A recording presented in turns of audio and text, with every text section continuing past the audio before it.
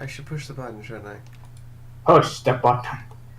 I mean, we've been sitting here talking technically live for like 2.5 minutes. You all knew we were, okay? You knew we were. No. You usually press the button and tell. So what's been heard? Did we just like go from Xenoblade, which is a game about waifus that are actually swords, to ponies? Seems about right.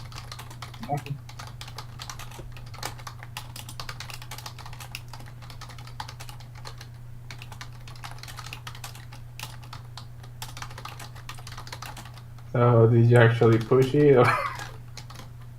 Well, we're still live. I just haven't pressed the intro button because we don't have a consensus. But you know what? Fine, I'm pushing the button now. Wait.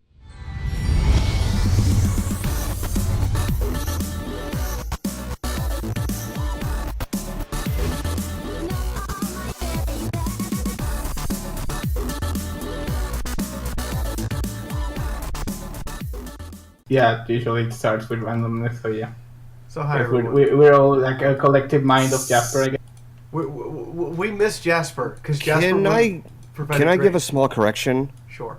A lot of people get mixed up in the title. It's called Sparkle 7. Sparkle 7? Okay. Yeah. By the way, I've just noticed everybody's pointing it out that it is May 4th, so May the 4th be with you. Yeah, I did a book signing at a comic book shop on May the 4th. Sparkle 7. And what were people confusing it with? Twilight 7, because Twilight I 7 think- is easier to say.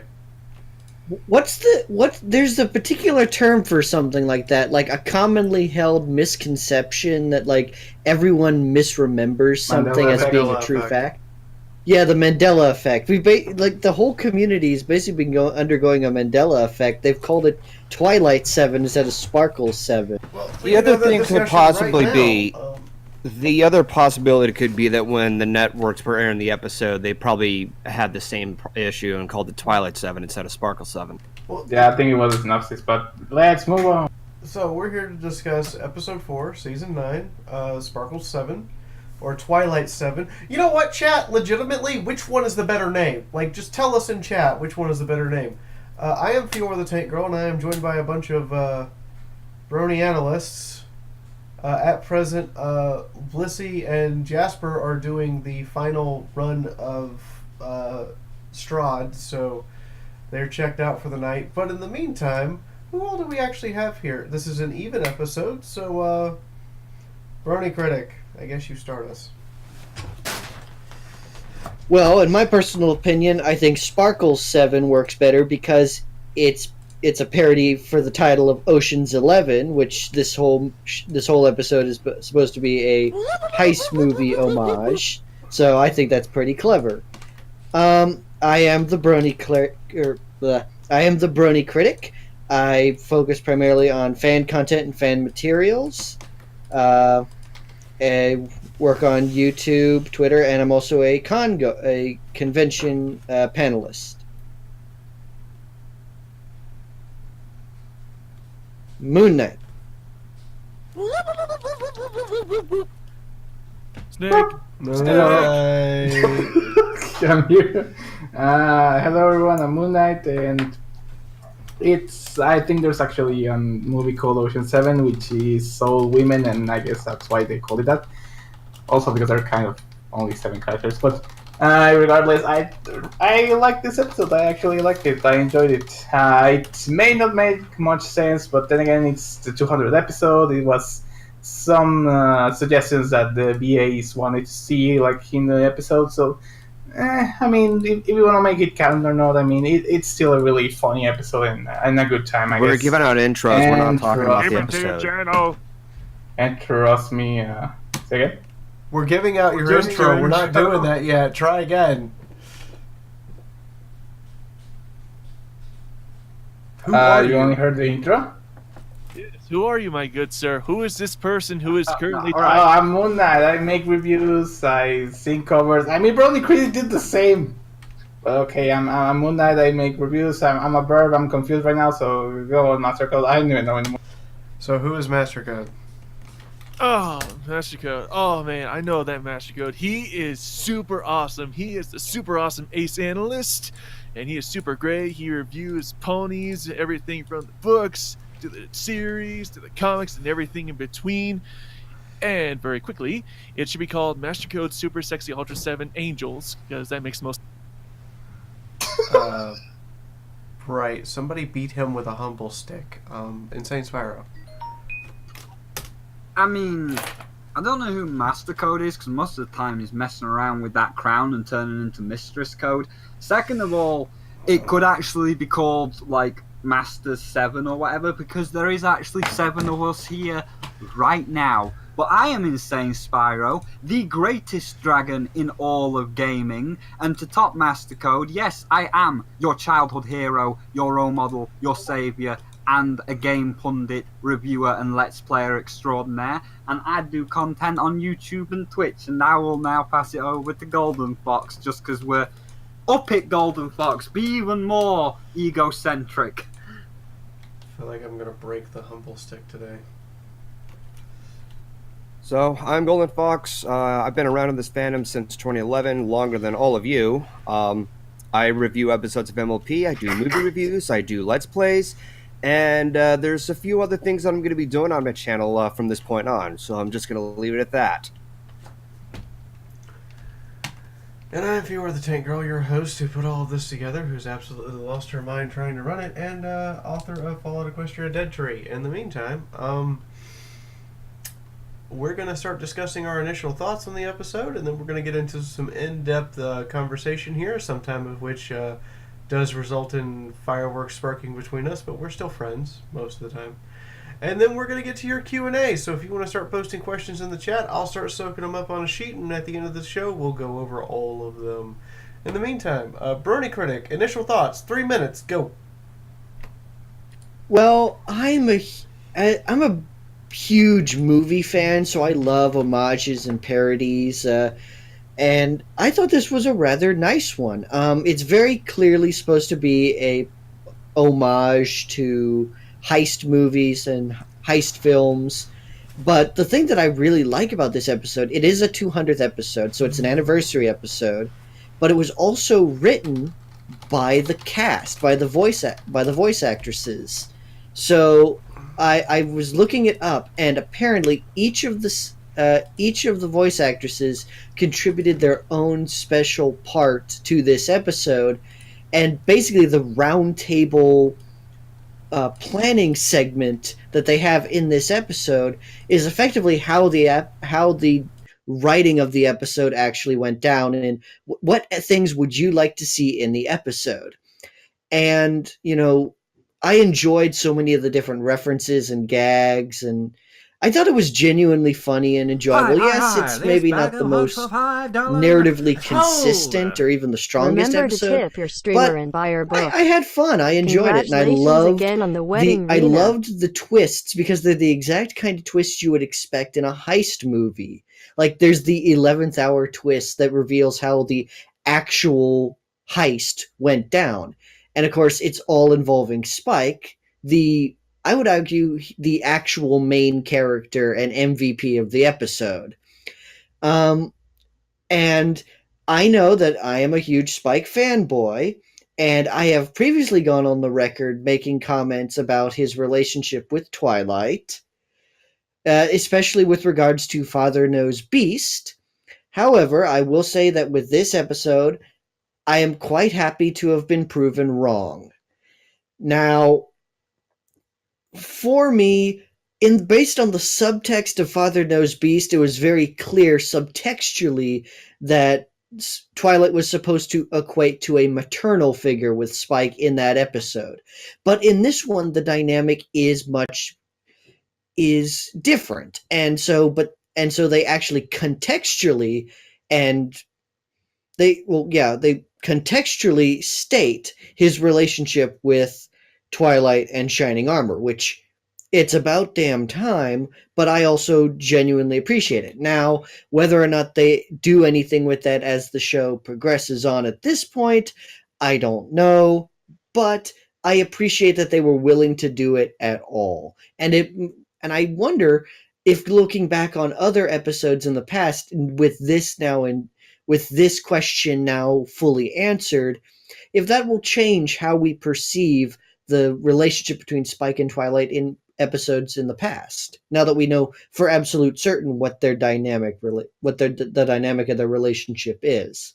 But as far as the episode itself, I think everybody did a good job. I do think some of the aspects are kind of cringy with Rarity and Applejack segments primarily. Theirs was kind of playing a really strong into their characters and stories, and it kind of got a little silly, but luckily they had fairly good payoff, so I didn't mind it so much. And that's it for me. Okay.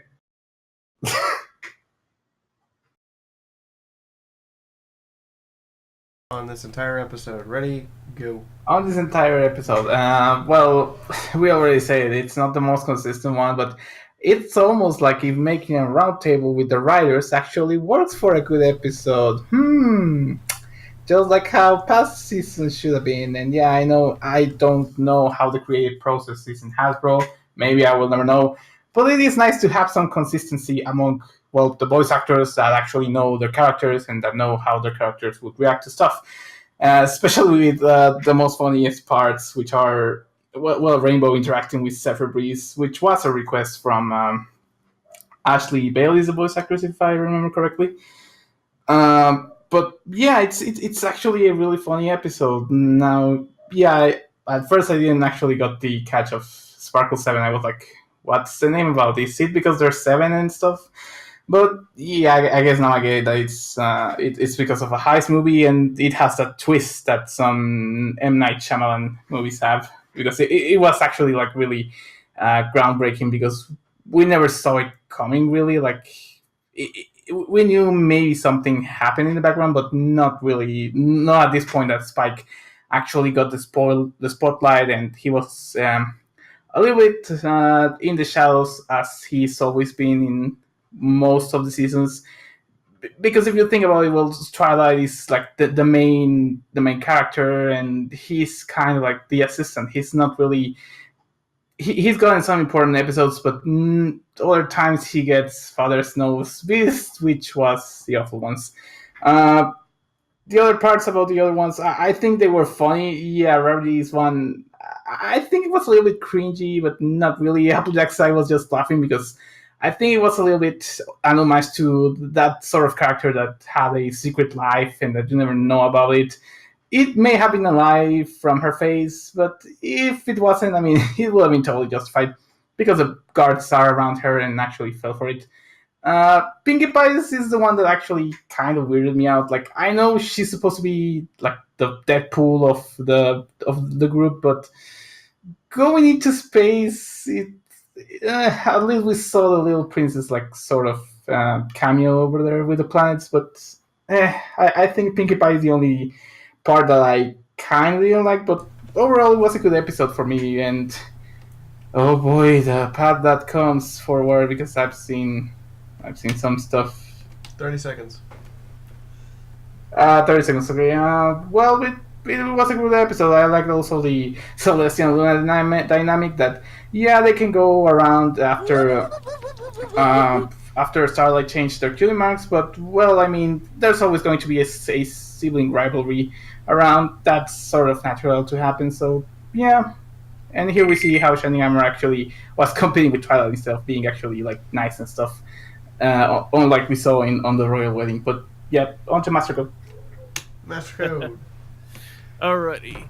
So overall, I thought this was a very fun, fantastic episode. I mean, for the show to reach 200 episodes is absolutely amazing. You know, most shows can't even get 100, and we come down to here all the way to 200. Anyway, one of the first things I really liked about the episode is something we've yet to see in the dynamic between Twilight and Shining, that being their sibling rivalry. We've seen him as the stout soldier, the vulnerable parent, and now we see him as like the smug sibling character. It's like when you go back to A Canterlot Wedding, watch the episode and listen to the song Big Brother Best Friend Forever, you start to see the relationship in a different light. You go back to that line where it says, "He taught me how to fly a kite," and then you go back to this episode, you see the part where he knocks Twilight's kite out of the sky. So he's the one colt that will always be there for her, unless they're competing. Then all bets are off. Let's see. And then along with that, one of my favorite aspects of this episode is Smug Armor. Smug Armor is so entertaining. His bragging and his ego is cranked up to 11. So that was another really good thing. I also like the sibling rivalry between the royal sisters. It was a great parallel to Shining and Twilight. As Shining as Celestia and Shining were the prideful ones between their siblings, and that set their downfall later. Okay, 1 second. Let me scroll through my notes. Let's see. I also like the gimmick of the episode. It wasn't just a filler. I mean, yeah, she wants to, get her sibling supreme crown from her brother. That's fine, but it does actually serve a purpose. This is preparing defenses for any future attacks. Because Sombra just kind of trounced right over Canterlot, and this is a good job. And one of the things that it worked for Shining's character was the fact that he revealed all the traps. I didn't think that was a stupid side point. That worked in his character because he's in full on smug mode. And plus, if the girls discovered the traps throughout the episode, like in tandem, it would have killed the pacing of the episode. Let's see. These are some minor thoughts, but onto the observations on the defenses themselves. The fans, aesthetically, they make the castle look ridiculous. How are they powered? There's the whole thing with the geese of who is feeding and cleaning up after them. And along with that, why do you have a secret entrance in the middle of Canterlot? It's like, fine, block it off, but don't post guards outside because it raises suspicion. Now, let me scroll down the completed script that me and Thespio are collabing on. I mean, the notes that I just took.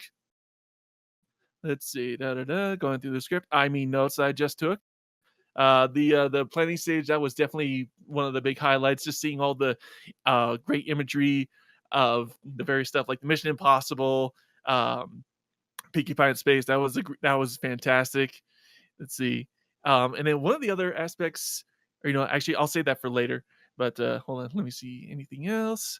Oh, by the way, there is a place in Canterlot called the quote unquote seedy juice joint. Trying to yell at Master Code. Yeah, I think it's kind of ish working, but yeah, Master Code you were muted like most of the time at the end. No, I was trying to. I thought he could hear me and was just ignoring me. Because he was he went. I couldn't hear you actually. Yeah, you were double over your time, and I was trying to tell you, and I didn't realize my microphone. It just said, "No, screw you." Yeah. No, I couldn't hear you. I didn't hear you. That was make it fun when you do it live and crazy things happen. I do apologize to everyone. My microphone just decided, no, I'm going to stop working for 10 seconds. Anyway. Yes, Insane Spyro, it is actually your turn now. I do apologize. I was having a minor freak out. Okay, yeah, that's fine. But yes, as I said, I like it more than Slice of Life because it's more focused and it's not just like little scene with these next, little scene with these next, little scene with these next. I like how it's got a little bit more focus, a little bit more reined in terms of story. And the thing I like the most is they actually, took the notes of the voice actors on board and they made a fun episode. It's almost like if you actually talk to each other and you use the rules of your world, magic and silliness, you get a better episode. Episode 5! Sorry, I just had horrible flash forward to the future for a week. And of course, like that twist at the end was great. And I like the idea, and I'm sad that it's probably never going to be utilized. This might sound like I'm getting slightly off topic, but I'm not. But in Star vs. the Forces of Evil, there's a character called Ponyhead who is made out to be really stupid for most of the seasons, like Spike. And then recently, she masterminded an entire plan, and it shows just how dangerous she is if you give her a brain. But that's not like an episode 200 haha meme spin-off. That's like, no, under all that, oh my god, girl, she is actually like an evil genius, and she shouldn't be underestimated. And it was a good twist. Like, this was a good twist where Spike was the mastermind who is not to be underestimated. But it's a 200th episode, and I feel like his genius and the fact that we shouldn't underestimate him is just going to get thrown out the window because, it's a special. He's not really like that. He's just a goofy comic relief character. He's not really a mastermind. It's like, no, he is. Keep it like that. It's good like that. Don't throw it away. Don't hurt me. I'm going to pass it over to Golden Fox. So, yeah.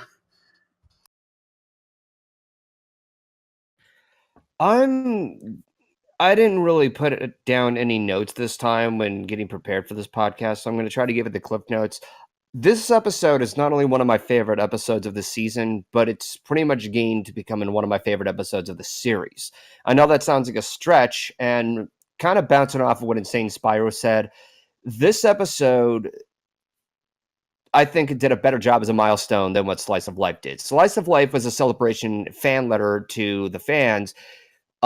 Sparkle 7 was more on what kind of fun the voice actors and the rest of the staff wanted to do on their own accord instead of just following whatever material that has to be followed at the expense of Hasbro. And this allowed a lot of equal screen time to pretty much a good amount of characters. Like, they each had a moment to shine. Applejack performing in front of a stage, Spike outwitting everybody else, outsmarting them. Of course, you have the rivalry between Shining Armor and Twilight. You have Pinkie Pie just being Pinkie Pie and wanting to float around in space and ride the rings of Saturn. Fluttershy talking to Spike and understanding the idea of siblings, Rainbow Dash and Rarity. I like seeing those two paired together again after Rarity investigates. And just how it all concludes, it definitely feels very rewarding after the way Spike was written throughout a majority of the series. That he was written like a joke, that he was a punching bag since like season 4, maybe even before then. And I'm glad to see that he actually had some appreciation in this episode to the point where it's established that now that he's a younger sibling compared to Twilight and Shining Armor, kind of bounces off of what Brony Critics stated. And the way I see this on what to learn from is that even when, even if you have like 2 siblings or 3 siblings or what have you, sometimes you gotta give appreciation to those who get the least amount of appreciation. And it's a very subtle way of being displayed in this episode. And that's the kind of lesson I was able to take from it. And just overall felt very rewarding. So I've gone off too much of a tangent here. I hope I didn't go over 3 minutes. Welcome to the army. Oh. Well, I pretty much overstated everything. So, yeah. I'm going to go ahead and end my piece. Okay. I went into this episode not expecting it to stand up to Slice of Life. No offense. There's just too much hype around the idea of a 200th episode for it to come up to what the 100th episode did for all of us. However, other than the out-of-nowhere Shyamalan-ing twist at the end, I did enjoy this episode. I actually emceed this episode at BabsCon, and in the first time in 3 years of emceeing this episode, the Saturday morning episode at BabsCon, I actually had fun doing it. However, the twist at the end didn't do it for me at all. There was no hint to it. There was no leading up to it. It just felt like an unearned surprise. Like, even in the animation, we don't actually even see Spike walk past Celestia to talk to Luna. Like, if we had actually seen that or had some hint or inkling or idea, that would have been nice, but they played it far too close to what the Ocean series does, where they don't tell you the actual plan, and then the actual plan's revealed at the end. Well, that is dissatisfying to me. I do also think that Master Code may have very well made a new ship, and we're going to call it Schmugmer. For shining armor and his smugness being shipped together. Yeah. In the meantime, I'm going to yield the rest of my time and ask if you guys would like to discuss something specific about this episode. Anybody? I saw Master Code and then Moon Knight. Alright, this will be kind of this kind of surrounds the scene at the end where Spike and Fluttershy, they're trapped underneath, and she talks about it was like, oh, I was so, where they're trapped underneath the throne, and Spike mentions how he felt alone and kind of forgotten as a little brother during the whole sibling rivalry. And I went through the wiki, I went through all the episodes, and I know we kind of talked about this, but I'm just kind of bring it, encompass it. Really, Twilight's always referred to Spike as, as a friend or number one assistant, but this is really the first time canonically that Twilight's acknowledged him as a little brother. And that's one of those things where I wish that would have been much more explored in this series. Their relationships as even smaller kids, how the various shenanigans that baby Spike and Philly Twilight would have gotten into, and see how they became the characters that they are today. So that was I thought that was a very interesting point that kind of forgotten, but it would have made the series and the context much more interesting. But I just thought that it was fascinating discovery to think that this was the first time canonically she referred to him as little brother. Yeah, I think it's interesting, but in the same way, I don't know actually how to feel about it, because they're kind of sort of retconning it, because aside from Father's Nose Beast, like, we were always like kind of guessing that Twilight would be like more of a maternal figure to Spike.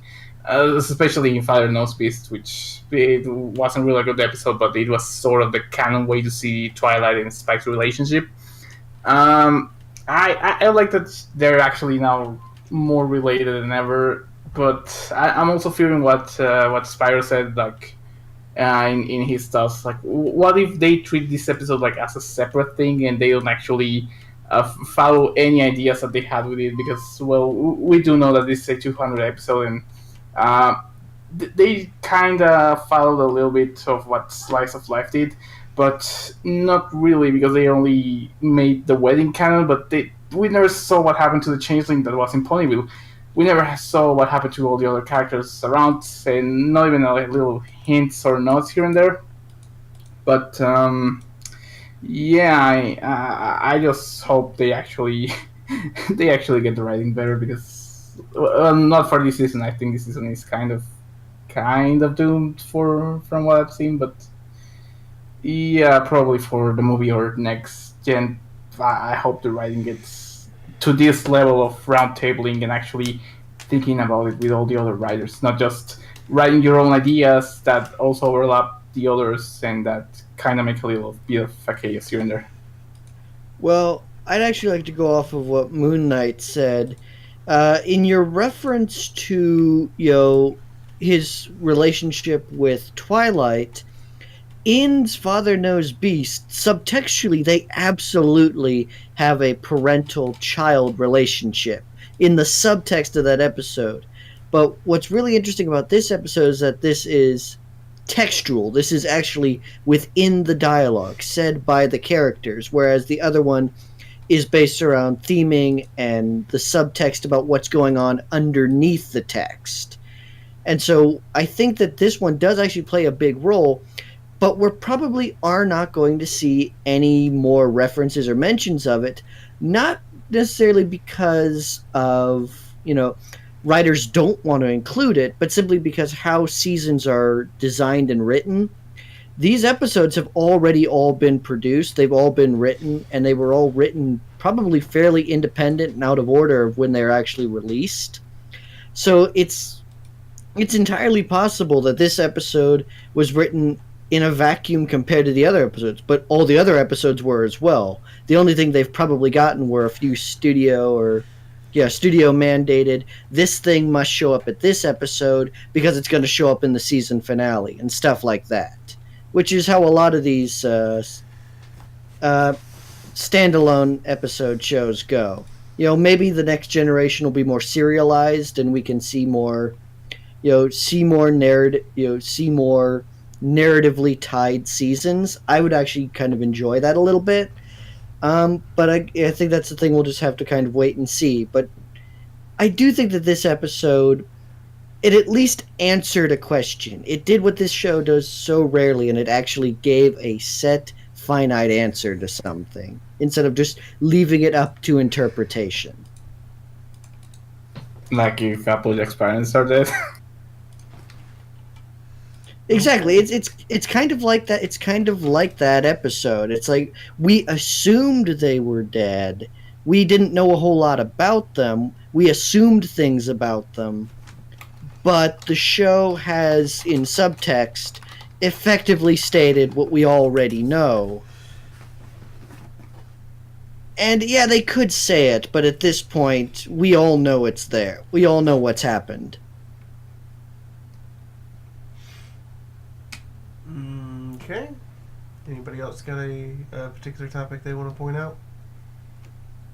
I mean, I'd like to point out that, when Moon said we don't know what happens to that changeling in episode 100, a good changeling, do you think that good changeling that just got to sit in Ponyville was actually Thorax before Thorax ever came to be? Or it could be Thorax after the fact, and the people in Ponyville just don't know who Thorax is, so they were panicked and scared because they saw a changeling in town. So it could actually take place chronologically after the times they are a changeling.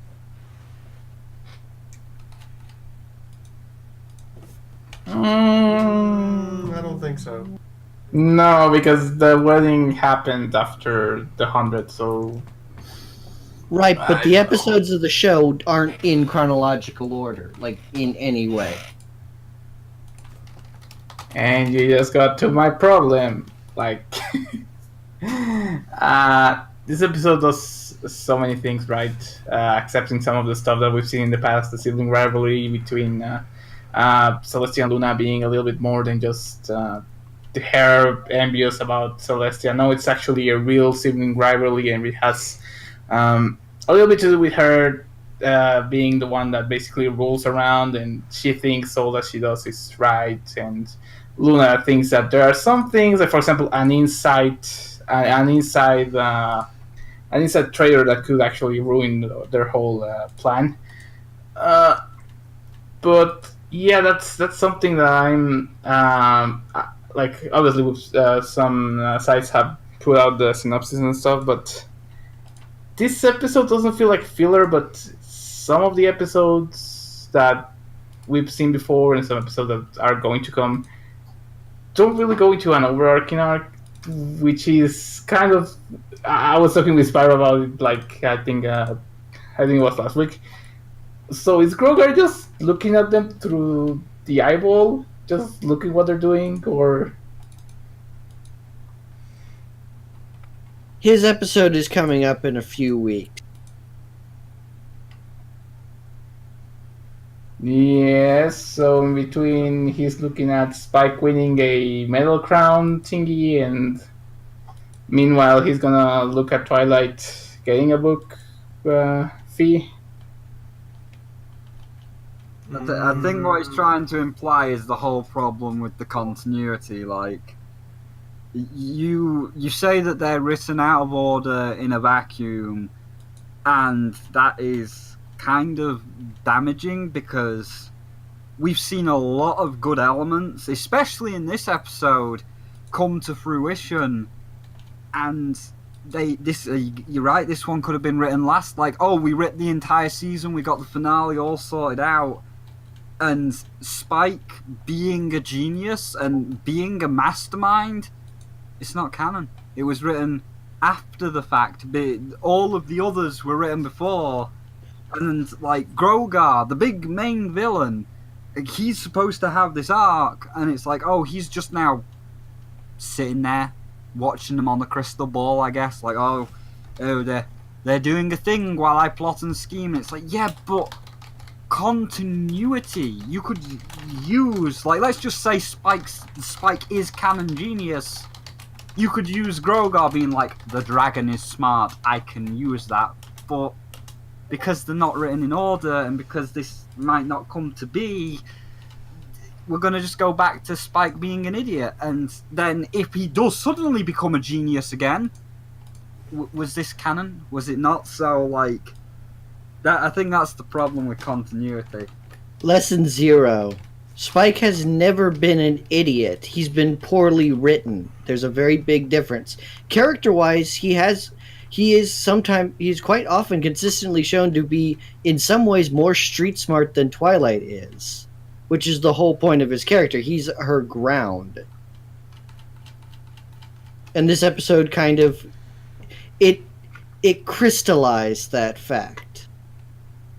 Alright, I guess I use the term idiot harshly, but he's obviously played as comic relief, and there's so many times when you could have had that mastermind showing, and now when we actually finally get it, and we finally, like, solidify that he's more than just comic relief, I'm worried that it's not going to come to pass, and we're going to get, like, the finale where you could have these elements used, and they won't be because of, like, no, it was just episode 200.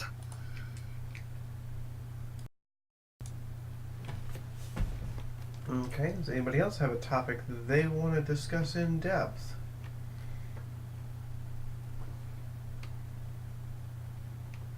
You're awfully quiet this week. Bernie Critic.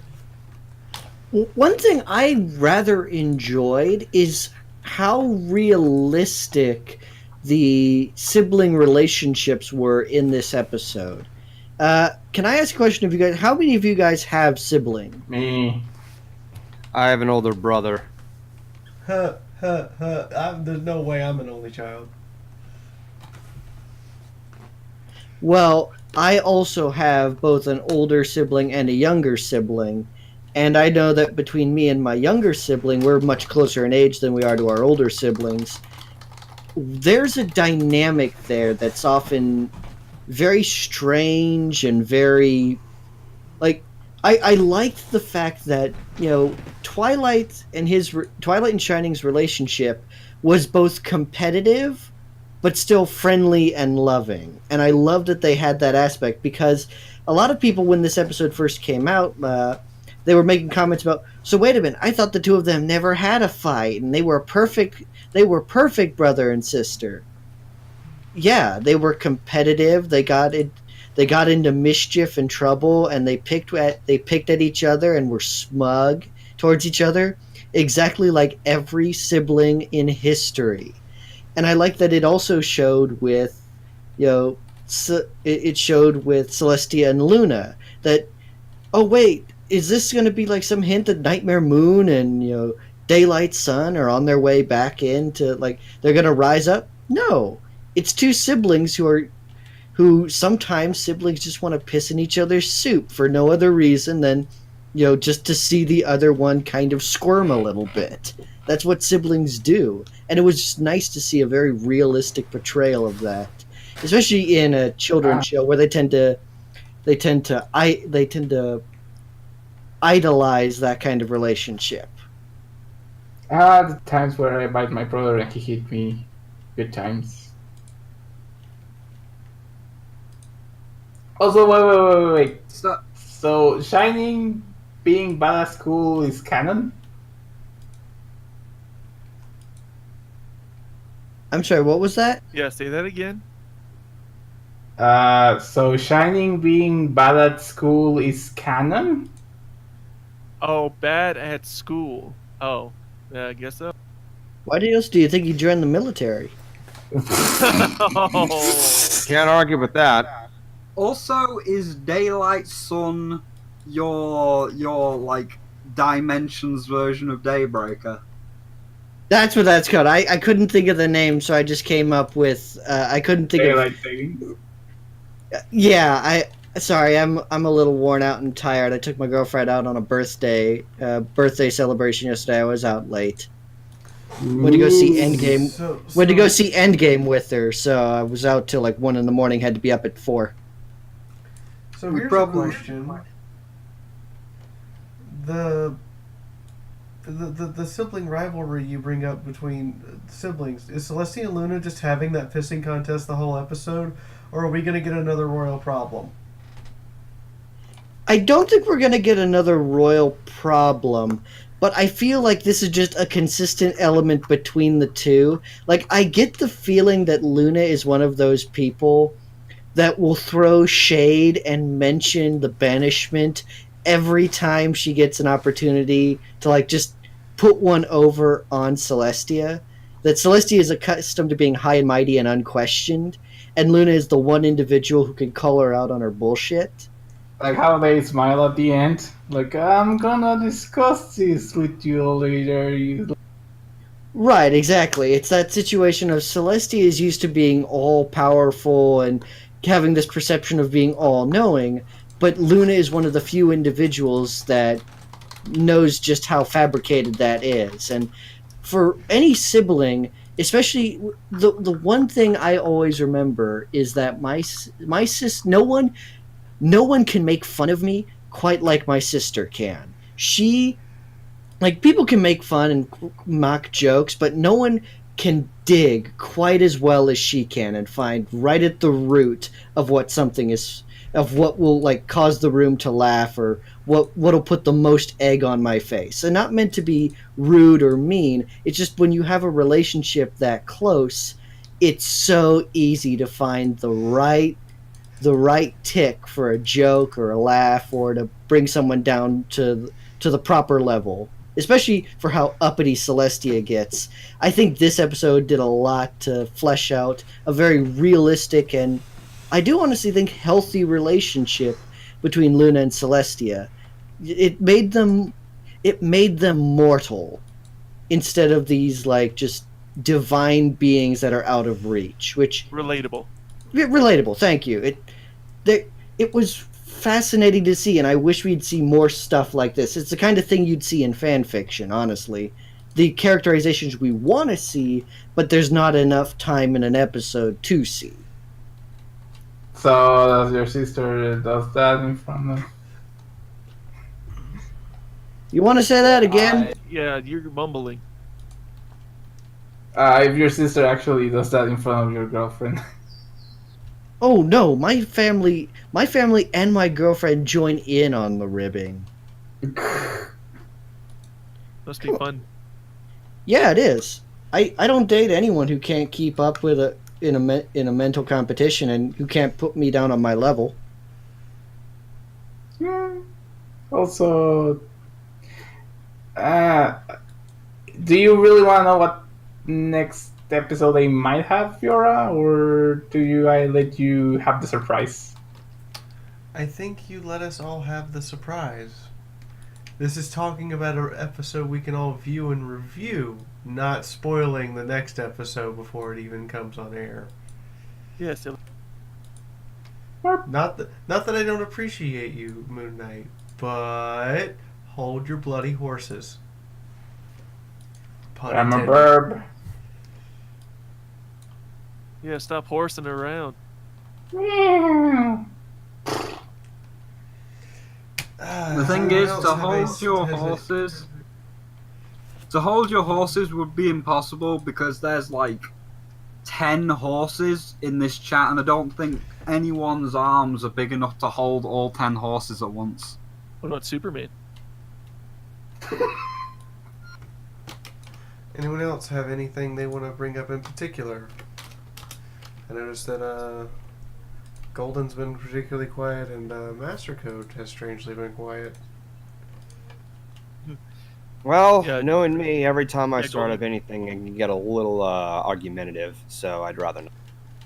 You're allowed. Part of this is to potentially have an argument and then deal with it so that we can either agree to disagree or we can both see new points of view. Well, somebody in the chat said that based on what Spike was doing, supposedly sabotaging the plan that Twilight had, it makes Spike less sympathetic. Does anybody have their own take on that? I actually do. I don't see it as unsympathetic because it came from a very understandable place. He was competing in the competition as well, but he was competing against both of them. And, he wasn't doing anything to hurt her at all. In fact, he was uplifting her through the episode. He just so happened to be also using her to get his own plan forward. Honestly, that's a thing that a lot of siblings will do as well. They'll use their siblings to their advantage, but there wasn't anything malicious intended in what he did. So I wouldn't exactly say it takes away from his sympathy. I think he's earned the right to be a dick. No offense, but you've been beat on for 8 seasons and an episode at this point. I think you've earned the right, man. There is that as well. Sometimes there's just a little bit of comeuppance. I did get into a bit of an argument with somebody in regards to this, and I said, having Spike be a backstabber is like saying that Twilight shouldn't compete with Shining. There's going to be a bit of a competitive nature. That's what happens in sibling relationships. I mean, it's kind of like, well, sorta. Kind of like how Gallus on the last season was like making everyone stay around him because he was lonely, because he didn't have actually a family. You can actually relate to him if something sort of like that happens. Like if you're on like the down position and you're trying to get like you're trying to get the uplift, you're gonna use all the means necessary. And yeah, he didn't really hurt anyone. Like, well, maybe the balloon could have ended in tragedy, but then again, he kind of had calculated. So yeah, it was so like in loving war, everything's possible. So he was part of the sibling rivalry, kind of like. No, kind of. He was part of the sibling rivalry, but the two of them were too blind to acknowledge it. Yeah, he was like, he will never do nothing. He's just the adorable baby dragon that is there just for shits and giggles.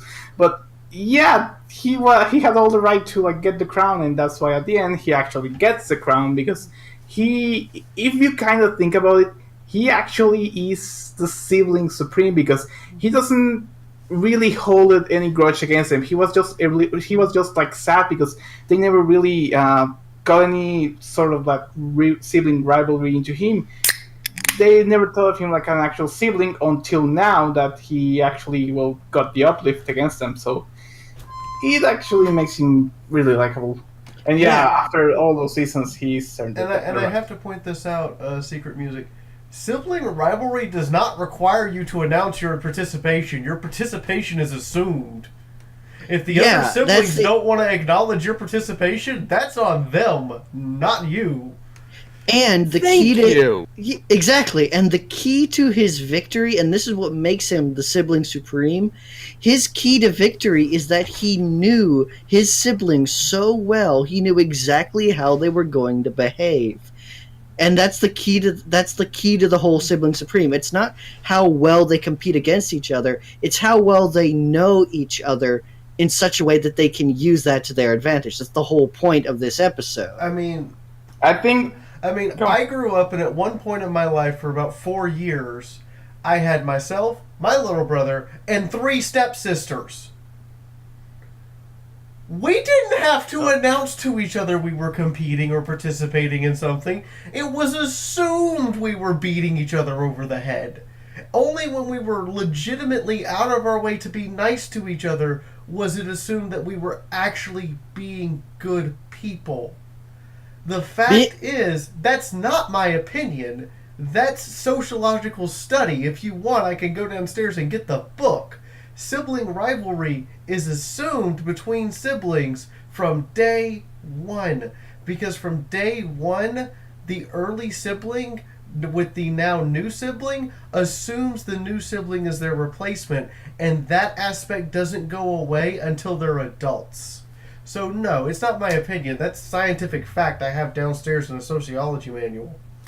The only time siblings don't end up competing is when there's an outside force that's that threatens or risks. That's the only time. It's the outside or the out group, and at that point, that's when siblings band together and generally work together as well, which we also see in the episodes. Yeah, I mean, that is about the only time that my siblings and I worked together was when we had something to fight against. God, we put our stepmother through hell. No one makes fun of my siblings but me. I'm going to add 2 points onto this as well, which is context. Like, so Twilight believes he was helping her from Spectrum. Yeah, that's fine, and I can see where you're coming from. He manipulated her into doing the things he needed her to do for him to get the crown. But the context is, it's a crappy paper crown, like just as this little, oh, you know, if you can get, the main point is to try and test the security, but, oh, you know, if you get the little paper crown, you get to be the sibling, yay! If this was a different situation, if we took Gauntlet of Fire, and he did this to Ember, and then it's like, no, I am keeping the Dragon Scepter, I am the Dragon Lord. Yeah, Ember would probably be like, wow, you're a dick. You made me, like, fly you across that canyon and be your muscle, and you took the scepter. You are a bad person. But it's not. It's a little paper crown, and how old are they? Like, Shining's what, 30? And then Twilight's 20? So they're old enough to understand that Spike is like 12. He's a baby dragon. Can you imagine Shining Armor, this 30-year-old man, being like, I'm gonna be petty, and I'm gonna keep the crown for myself?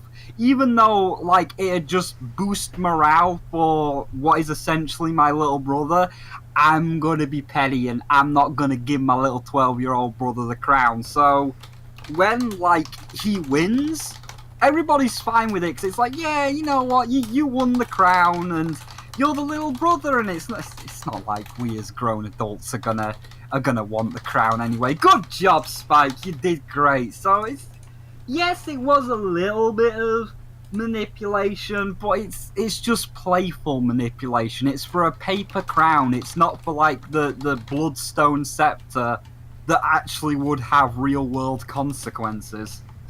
And Spike's method of victory did actually reveal a hole in the castle's security, because the way they got into the castle and the way everything got fixed was because there was a pony on the inside. Yeah, so it created a security. Yeah, that's what Luna was.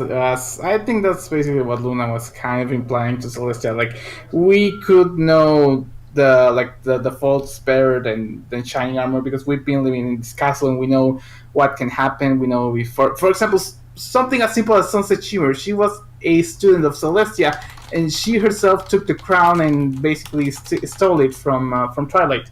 So yeah, that's kind of what Luna wanted. But also going into Fiaura, that I think it's sort of the way that they put it, because if you really go into the episodes, if I'm wrong, correct me, but the camera actually never points when Shining is speaking to Twilight, it only shows Shining and Twilight speaking and Celestia speaking.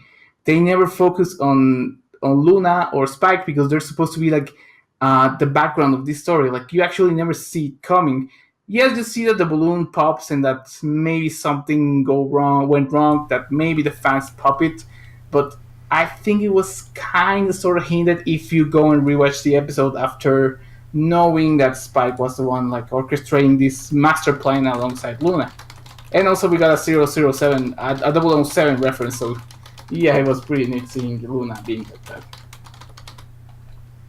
Also, no, Von Holtz. I am a rare purple dragon. I do not have siblings, so if there is a extra layer of siblingness, you're right. I will not understand that. That's fair. So, does anybody else have anything they want to bring up? We actually, because we started touching on the sibling thing, we pretty much slammed what I wanted to say on the head with a hammer. Oh, Master Code. Oh, God, Master Code. All right, Master Code. God. It's me. It's me. Oh, God. Everybody get in the Master Code bunker. Yeah, everybody bunker down, get your helmets on and everything. This is where things get crazy. Okay, first off, I will preface this in saying that this was not my idea. This was wife Katie's idea, an observation that she made. Anyway, this is a pretty major plot hole. And it all goes back to the defense of the whole part where Shining talked about the castle is surrounded by the shards of Queen Chrysalis's throne. Yeah, thanks to Star Swirl, its anti-magic powers are now tuned to stop any creature from using a spell to get inside. Remember that phrase, the castle is surrounded by shards. So, and anti-magic. So, when we really think about the ending and some of the various events, Luna should not have been able to teleport the crown over to Spike. The Royal Guard shouldn't be able to levitate their Royal Guard medals to get through each door. Twilight shouldn't be able to use her illumination spell underground, or even been able to levitate a freaking flower. I have a point on that, and yeah, Bron Krieg already said it. The magic that was used, because it wasn't actually Chrysalis thing, like it was fused into the main structure of Celestia's like tower. And the point is that you can't teleport from outside into the castle. Like if Chrysalis or Grogar or someone else wanted to go directly into the castle, they can't do it. They have to go through the outer defenses to get into the castle. Second, it's not that all magic is depleted. He very specifically says that it's only teleporting magic from the outside into the inside. Bron Krieg said that anything that happens inside can actually happen. Like Luna teleporting the crown into Spike, them doing different spells, the badges. They're actually not the badges is actually not teleporting sort of magic. It's just a validation magic. So yeah. Right, but the key word there is anti-magic castle surrounded. So, oops. My only explanation for at least two of them being Luna and Twilight is Alicorn magic is god magic, and, well, Chrissy ain't an Alicorn, so your throne's weaker. So the Alicorns, they outrank the anti-magic. As for the guards, though, yeah, I've got nothing. All I do is win.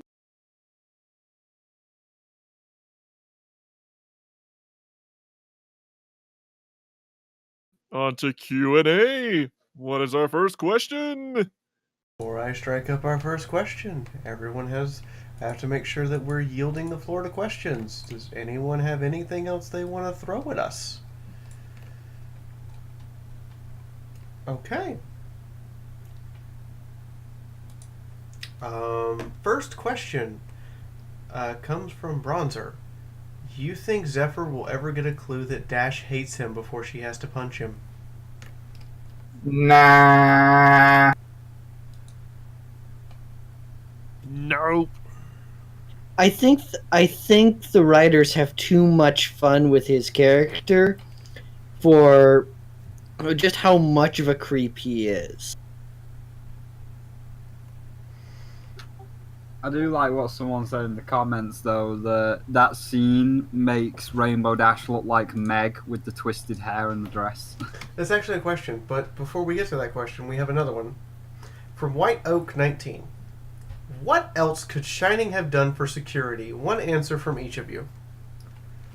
Since this is for all of us, Burning Critic starts. Wait, what was the question? What else could Shining Armor have done for security? One answer from all of us.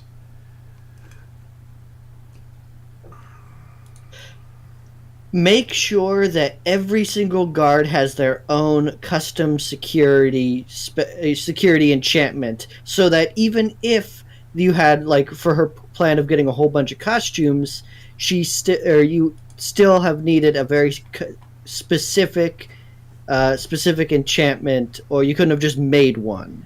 Like, clearly it would keep a track of how many guards were in an area at any one time. Moon Knight. I would kind of say something like Brony Critic said, like, so either have some kind of spell that alerts you that someone is actually in the room and that it's not supposed to be there. Like, yeah, the badges are nice, but if someone gets it, like they got it, well, you have no idea if it's actually a guard or it's actually something else. Yeah, I guess only some method of it, of maybe something like the crown that is in there. It could have been something like an illusion or something, and the real crown is hidden somewhere else in the castle. That could have been actually a good sort of security measure just in the crown's position.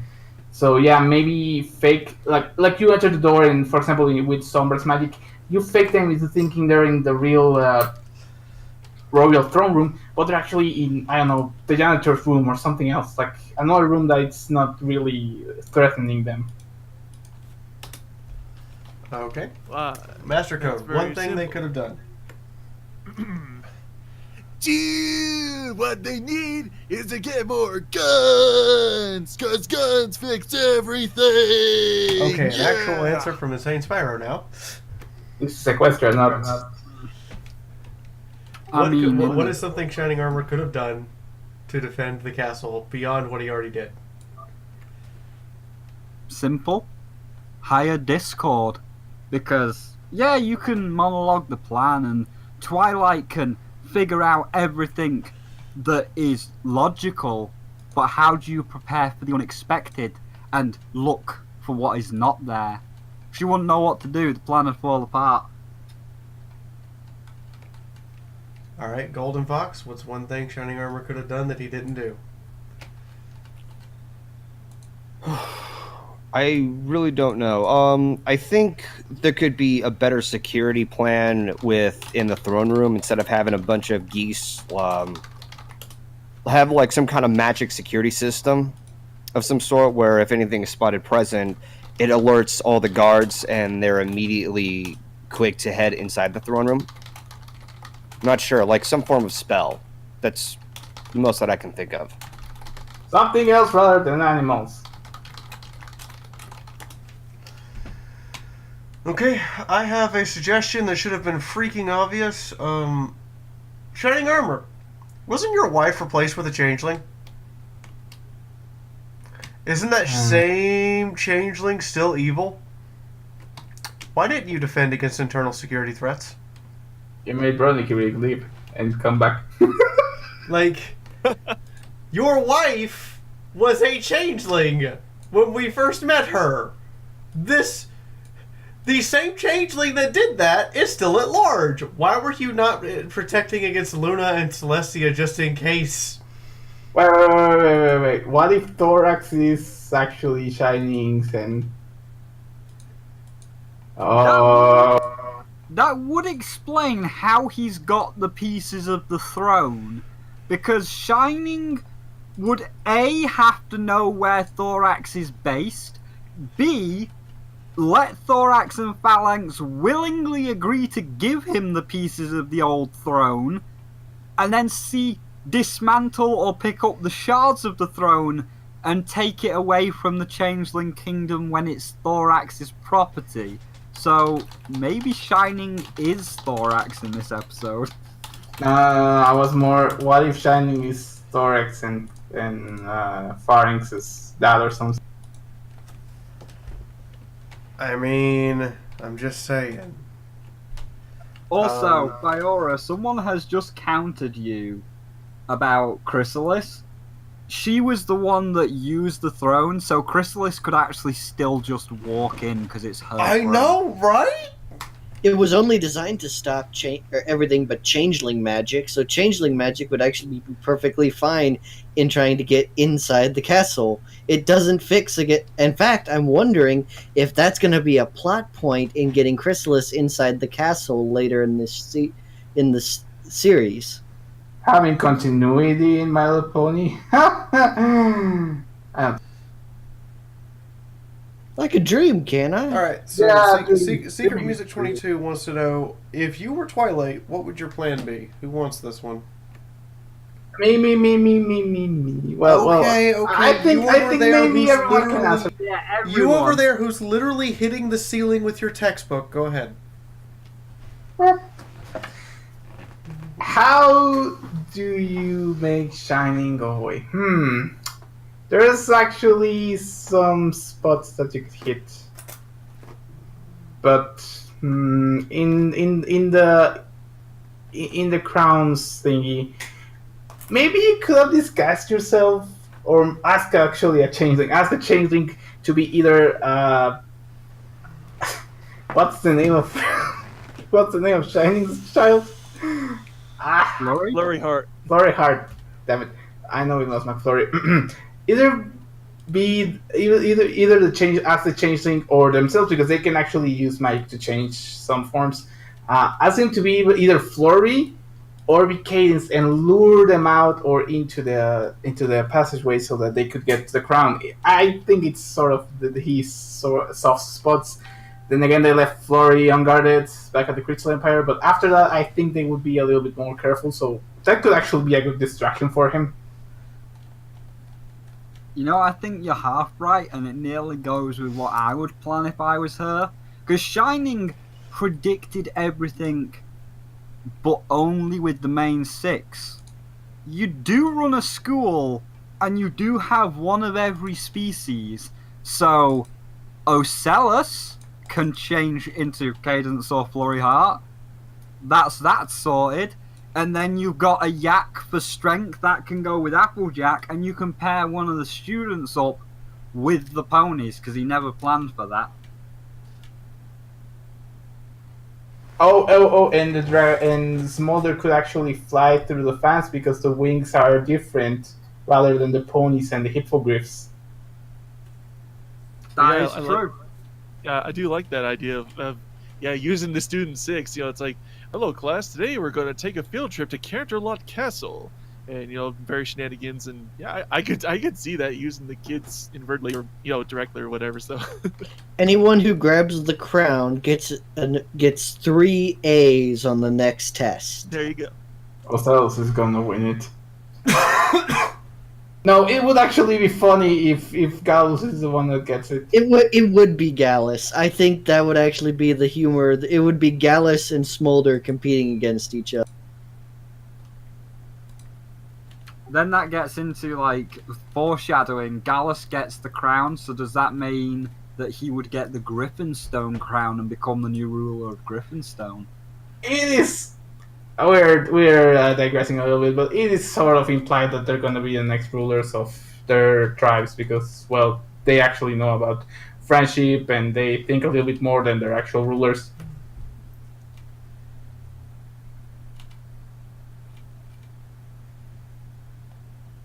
Anyone else with a Twilight suggestion, or? Doesn't look like it. Okay, we already answered that question, so among the siblings in the show, which one is do you like the most, and which one do you think is the most realistic? They're all kind of realistic for siblings. Do you guys get an opinion? Yeah, I think that's my favorite part of this whole episode is how realistic the dynamics are. Because like in the beginning of when we were introduced to Shining Armor at the end of season 2, their relationship was kind of boring, and Shining was kind of boring. But over time, as their relationship and their dynamic has been fleshed out, he's become more interesting. And of course, this is because Shining Armor was predominantly introduced and has played the role as we really only know him as an audience with regards to his relationship to Twilight. So our relationship with him is only going to be as strong as that relationship with Twilight is. And so this episode, I think, does a lot to make Shining even more of a likable guy. And the last couple of seasons have really made Shining a fun character. Like, I really enjoy seeing Shining nowadays in episodes. I think Twilight, Shining, and Spike's sibling rivalry, but also, come on, it's always funny to see Celeste and Luna be like at each other's throat. Like they're kind of smiling at the end, and they're like, "Yeah, we're perfect sisters, and we like each other." But then at the other room, they're gonna freaking scream at each other, and they're gonna like do something else. But yeah, I think those are the mains. We have sort of Fluttershy with Zephyr Breeze because he's still not doing any job well, even after the episode that he was focused on. But I think they don't really count a lot because more than fighting, I think they're most likely Fluttershy is trying to get him around, but he's not doing it.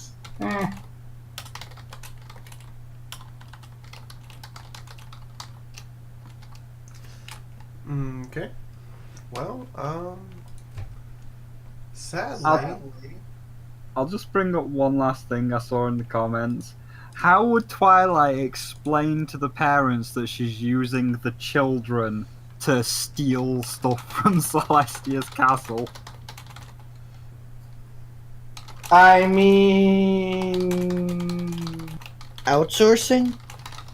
No, like, she has to go to Ember and Thorax and be like, so I need to use Ocellus or Smolder to break into my ruler's castle and steal a paper mache crown. Oh, you're talking about a scenario. Okay. ...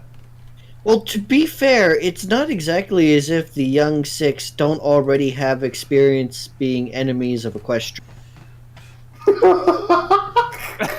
Oh no! But the question more is, how does Twilight explain to each of the rulers / parents like that she's about to use her child for I think breaking and entering? I think it's like in the first episode of the last season where they actually got lost and the other nations were at each other's throats because of that. Like, would they go at Twilight's throat for using the children for her own basically selfish means?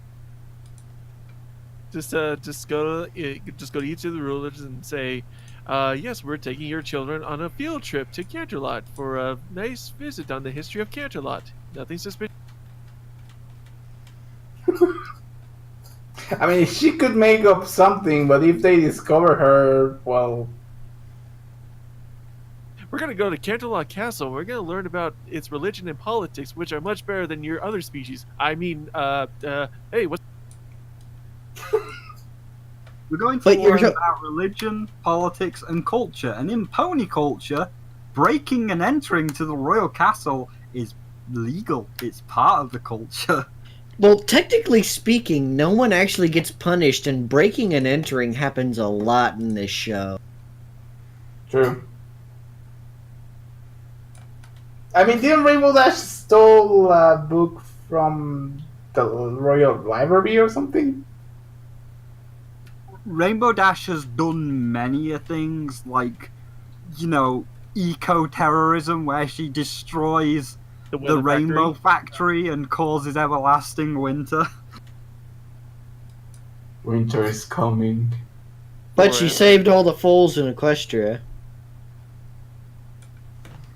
Yeah, but I think you're true. Like, your point of there's been a ton of stuff that hasn't really been punished. Yeah, Well, I mean, like guess you'll in season 1, Applebuck season, Applejack commits crimes that would like land her in prison forever. Wow.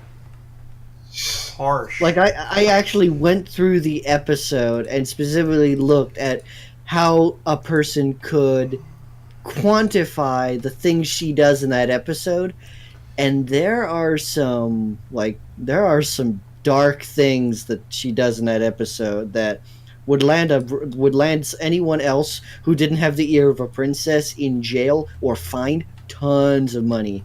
Her not being able to support the farm would be the least of her worries by the end of that episode.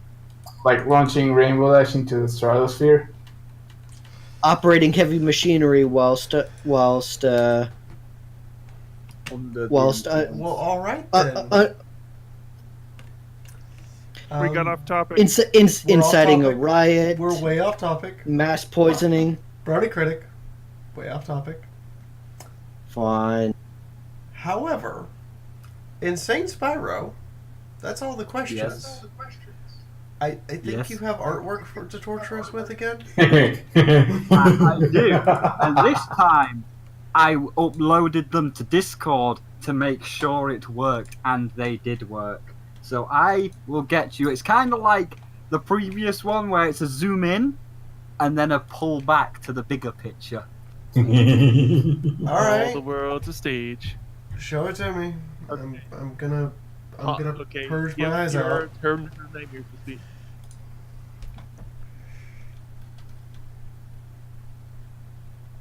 This could take a Right. minute. Quick, Here we everyone, go. do a distraction while he's uploading. No, it won't take a second. I just need to go to the artwork tab. You know, every time he says it won't take a second, I literally look down and go, It's second going past. up. Right, not literally a second. Like that's being pedantic. Pedantic is the word you're searching for, dear. Wait, I know. I'll tell a joke.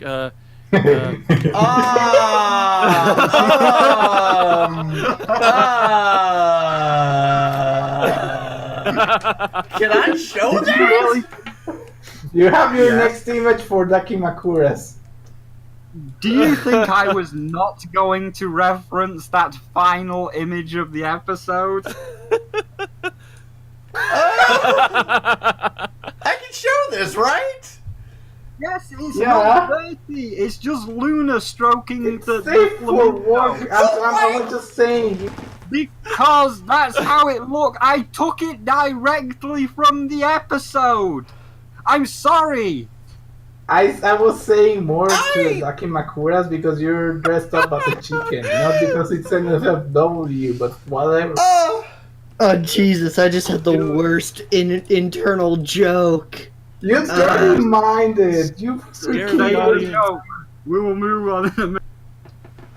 Jesus Man, look Christ, you're at the dirty. size of the. Look at that moon and cock.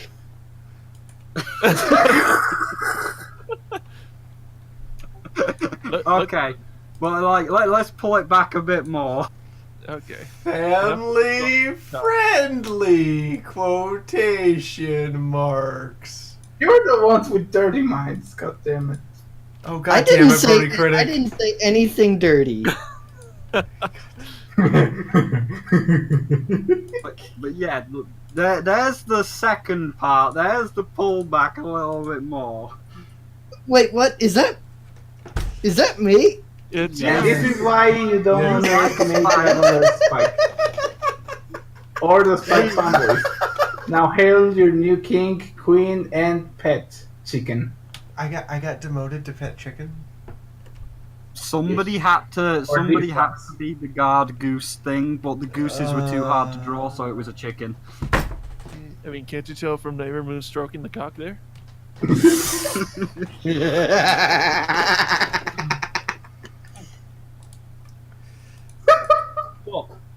There is I one- love it. Yes. That is, by the way, that's going to be my new profile picture, the Luna face with me. That was the best face. But there is one more part Uh-oh. which Excuse came me, what? from- Part 3? Yeah.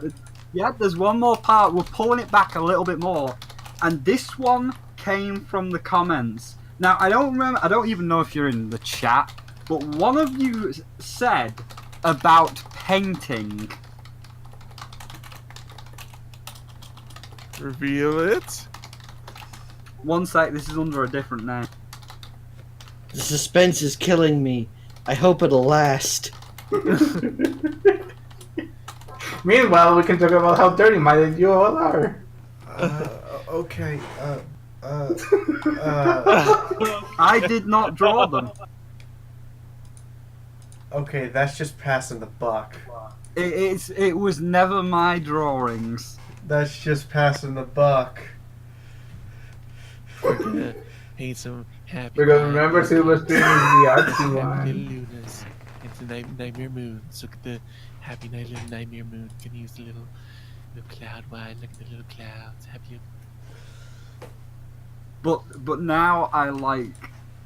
After somebody was saying that, I was actually listening to Bob Ross while doing the Bob Ross picture, and at your job, you actually now have a mission. Your job to the con goers is to get Silverstream to say that sentence about getting the blues and the greens and having you exciting colours, and then beating the Grogar out of the paintbrush, because Grogar is the Okay, devil. Ellen Ray will not only say those words, she'll add like 50 more to it because I'm convinced that Ellen Ray is on just a drug I can never identify. Then that is your mission. Next time you see Ellen Ray, you have to get her to speak those lines, especially the fact that she's going to beat the Grogar out the paintbrush. So I have to get her to speak those lines and sign a print of that. Yay! Yes. And you also have to get Takimakuras of your chicken soup. I just words. All right, Bernie Critic. good beat. What do you got coming down the pipe? Phrasing? This entire episode turned into one big example of phrasing, so please bail us out. I don't have that much money. Anyway, I am the Brony Critic. I am primarily my focus is primarily on fan content and fan material. I am working with Drew Flashy, one of the crew members behind TrotCon in Columbus, for a panel which will be a timeline of all the events in the all of the episodes in My Little Pony from season 1 to now. We're going to hopefully premiere that at TrotCon and then have it later at BronyCon as well. I also have the script ready for my review of Crusader, the musician.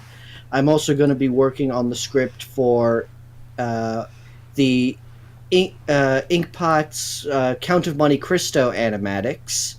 I'm going to do a review of those now that they've finished the Count of Monte Cristo animatics. I am also working with some friends of mine to be the new primary film reviewer for the Emerald Rangers website. I'll be the primary film reviewer at TV as well, working on some stuff with that. Hopefully, I'm hoping to get some of those written reviews done so that I can premiere them by the first weekend of June. But other than that, I think that's about it.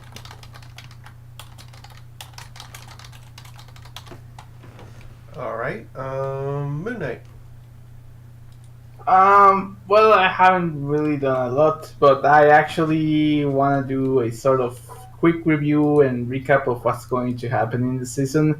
It's gonna be a little bit spoilery at the end, maybe, but it's just sort of my thoughts on what next episodes they've already kind of shown the titles and synopsis of. And, well, I'm not saying the titles got it. But I'm just saying it's gonna. I'm just gonna make it sort of a little bit more of a podcast to make it a little bit more easy to get it on. But yeah, it's gonna be something that you can look forward to. And I also want to do sort of a review with the Spyro about Skylanders Academy, since Season 4 got cancelled because Activision doesn't want anything on Skylanders now, so yay, we'll never know who Spyro's parents are, like Spike's. On to Master Code. Alright then, thank you everyone for joining us. This has been Master Code, your ace analyst. And in terms of what I got coming down the pike, currently right now I am working on me and Will's collab on the 200th episode. As a matter of fact, how about that? We're talking about the episode. Anyway, other than that, I have I just today released another Let's Play of Borderlands, and I have at least one more I can upload next week because I've only made it as far as New Haven. But anyway, I'm just eventually gonna be working on the collab with on the season 9 opener, and then that'll be pretty much it for me. Does the Borderlands stuff has microtransactions or? I mean, let's not start that. I mean, the better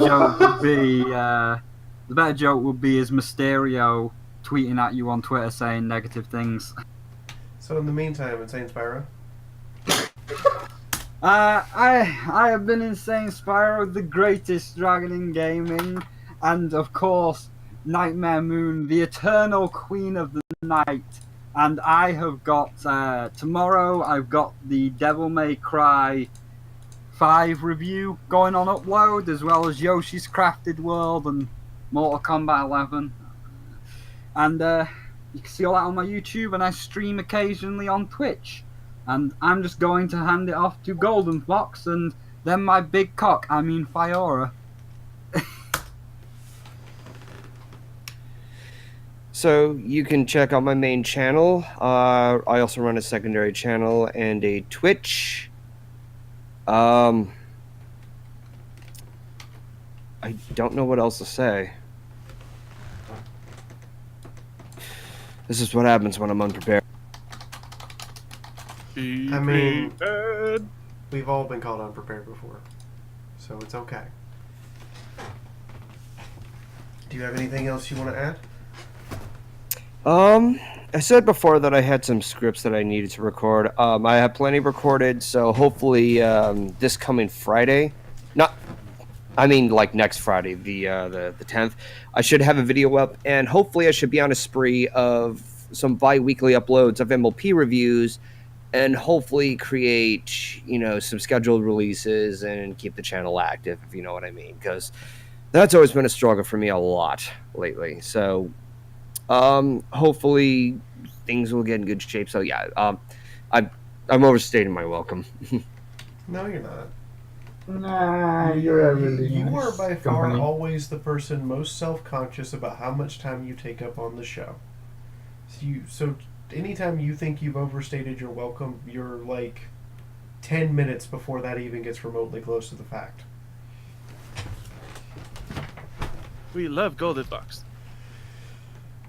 Now, in the meantime, I just released a video Wednesday on how Epic Games exclusives are actually killing the Epic Games Store. Everybody looks at me like, what? Rocket League. So there's a very big, long explanation about how launching something in that kind of unprepared state is just going to cause users to not actually use it. The other thing is we have started the drive for 300 upvotes on FemFiction with the Fallout Equestria Dead Tree story. As soon as we hit 300 upvotes, I actually have a contest that I've been preparing for about 6 months that has actual, prizes that aren't just my merch, but actual item prizes for you guys that are from various conventions I've been to, in addition to a bunch of other stuff. But we have to get 56 more upvotes over the course of however long it takes. Other than that, I'm down to the last 30 copies of the first volume of the book before I have to do a reprint, and they're the last. And these last 30 copies are the last ones that won't have the. Because I always hate when they have those. ISBN barcodes on them, because it just is like a big giant square of just barcode. Well, this is the last 30 books that won't have that. After that, as soon as I reprint them, they'll all have it. So if you want the book without it, it's time to get it, because once I go to Everfree, I don't think I'm coming home with any of them. That's all my stuff. In the meantime, I have a drunk writing stream tonight at midnight, and Fallout Equestria live stream on Wednesday night at 9 p.m. Eastern Time. Anybody want to say anything else before I slowly tune us off? Pineapples. I mean, I think there is only one way that we can make everybody happy with ending this stream. I think there's only one way to do it. You know what? Spike is best pony. No. Fiaura, Sure. pluck for your audience. Excuse me, what? You are the pet chicken. Cluck for the audience. Just come on, one little puck puck. No.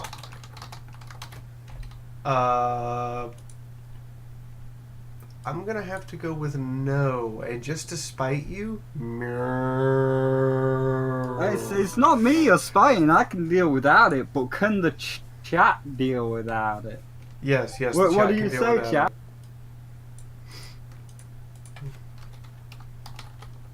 Bye. Alright, goodbye, everybody. Right. Even the chat said no. Good night, everybody.